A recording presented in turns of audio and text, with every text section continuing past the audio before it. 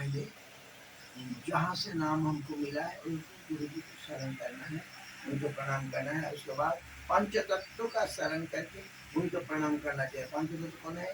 श्री कृष्ण चैतन्य प्रभु नित्यानंद श्री अद्वैत गदाधर शिवासदि श्री गौर भक्तवृंद, इसको पंच तत्व कहा जाता है।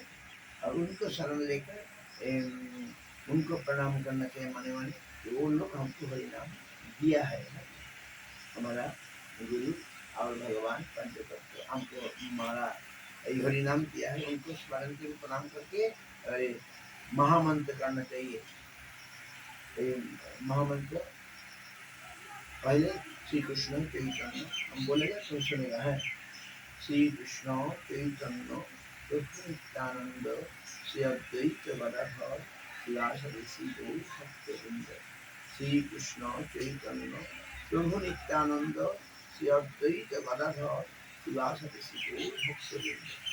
महामंत्र हरे कृष्ण कृष्ण कृष्ण हरे हरे, हरे राम राम राम हरे हरे, हरे कृष्ण कृष्ण कृष्ण हरे हरे, हरे राम राम राम हरे हरे, हरे कृष्ण कृष्ण कृष्ण हरे हरे, हरे राम राम राम हरे हरे।